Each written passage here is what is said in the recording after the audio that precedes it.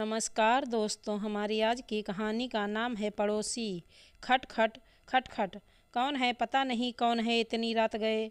बड़बड़ाते हुए गायत्री देवी ने दरवाजे के बीच बने झरोखे से झांक कर देखा।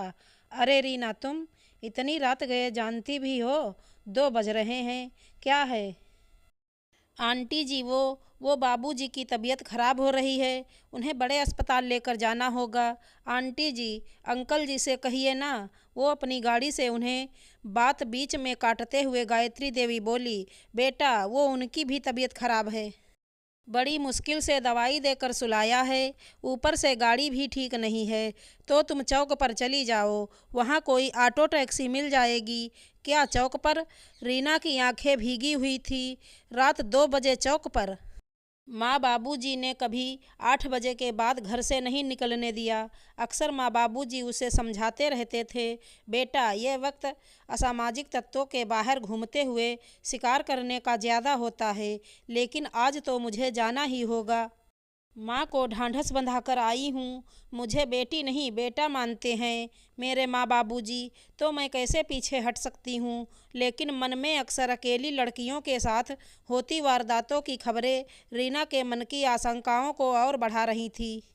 लेकिन वो हिम्मत करते हुए अपनी गली से बाहर सड़क की ओर जाने लगी। अरे रुको, कौन हो तुम? पीछे से आवाज़ सुनाई दी। रीना ने घबराकर पीछे की ओर देखा तो गली के नुक्कड़ पर महीने भर पहले रहने आए नए पड़ोसी, जो कि रिक्शा चलाते हैं, को खड़ा पाया। अरे तुम तो हमारी गली के दीनानाथ भैया की बिटिया हो ना? कहाँ जा रही हो इतनी रात गए? काका, वो बाबूजी की तबीयत खराब है, अस्पताल लेकर जाना है, कोई सवारी रिक्शा ढूंढने।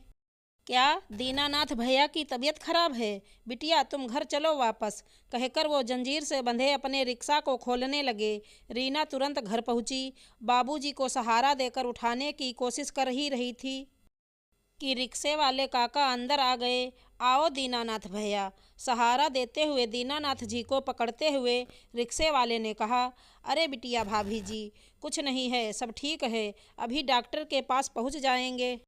पिछली सीट पर तीनों को बिठाकर रिक्शा पर तेजी से पैडल मारकर खींचने लगा। अस्पताल पहुंचकर रीना के साथ साथ डॉक्टरों के आगे पीछे भागते हुए दीनानाथ जी को भर्ती कराया। देखिए थोड़ा बीपी बढ़ा हुआ है। डॉक्टर ने उन्हें दवाओं सहित थोड़ा आराम करने के लिए कहा।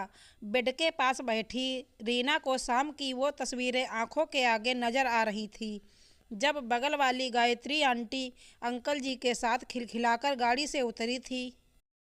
तब ना तो गाड़ी खराब थी और ना अंकल जी की तबीयत। बस देखिए, ये इंजेक्शन मंगवा लीजिए। डॉक्टर ने एक पर्ची रीना की ओर बढ़ाते हुए कहा। यहाँ लाइए डॉक्टर साहब, कहकर रिक्शा वाले ने पर्ची पकड़ ली। तुम मम्मी पापा के साथ रहो, हम अभी लेकर आए बिटिया। और वह बाहर की ओर तेजी से निकल गया। रीना एकटक उनकी ओर देखती रही। एक छोटा सा चद्दर वाले मकान में रहने वाले रिक्शा वाले। गली में सभी के घर 2-3 मंजिला थे। सभी के घरों में मार्बल पत्थरों की सजावट थी, तो किसी के यहाँ टाइल्स की। बस वहीं एक घर अजीब सा लगता था, झोपड़ी नुमा, सीमेंट की चद्दरों से ढका हुआ। कुछ ही देर में, लो डॉक्टर साहब, अचानक रिक्शे वाले की आवाज़ ने उसकी तंद्रा भंग की। डॉक्टर ने इंजेक्शन लगाया और आराम करने के लिए कहकर चले गए। सुबह 6 बजे तक डॉक्टर ने 4 बार बीपी चेक किया। तकरीबन सभी समय सुधार था, सो डॉक्टरों ने दीनानाथ जी को घर जाने की अनुमति दे दी। वापसी भी रिक्शे पर लेकर रिक्शे वाले ने बड़ी सावधानी से घर तक छोड़कर जैसे ही चलने को हुआ, रीना ने बटुआ निकालकर 500 का नोट उसकी ओर बढ़ाया। लीजिए काका, ये क्या कर रही हो बिटिया? हम इन सब कामों के पैसे नहीं लेते। मतलब? ये तो आपका काम है ना काका, लीजिए। बिटिया, हमारे परिवार के जीवन यापन के लिए हम सुबह से शाम तक उस ऊपर वाले की दया से मेहनत करके कमा लेते हैं। ज़्यादा का लालच नहीं, वो इंतजाम कर देता है हमारे पेट का। और वैसे भी हम एक गली में रहते हैं, ऐसे हम और आप पड़ोसी हुए। और वो पड़ोसी किस काम का, जो ऐसी स्थिति में भी साथ ना देकर, कहकर रीना के सिर पर हाथ रखकर वो चलने लगे।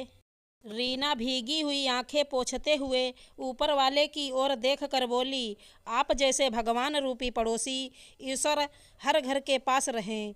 आशा करती हूँ हमारी कहानी अच्छी लगी होगी। धन्यवाद दोस्तों।